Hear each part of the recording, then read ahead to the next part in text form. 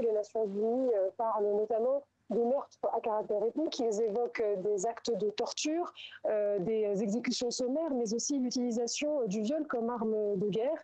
Et ces témoignages de violence ne remontent pas à la chute d'El-Fasher, c'est-à-dire le 26 octobre dernier. Ces témoignages, j'ai pu les recueillir depuis avril 2023, c'est-à-dire le début de ce conflit.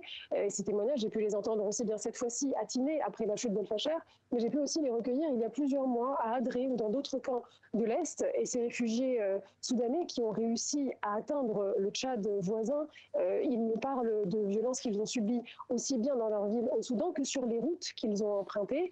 Sur ces routes, il y a des checkpoints qui sont entre les mains des paramilitaires. Ils disent avoir subi des humiliations systématiques, des pillages. Ils sont volés de tous leurs biens quand ils passent cette route et quand ils sont au Soudan aussi. Et puis il y a aussi des viols que subissent hommes et femmes, il faut quand même le dire. Finalement, souvent ce sont les hommes qui sont pris pour cible sur la route, et souvent c'est eux qui finissent par être exécutés par ces paramilitaires. De l'autre côté, les femmes et les filles, les très jeunes filles, elles vont plutôt subir des agressions à caractère sexuel qui vont aller jusqu'au viol.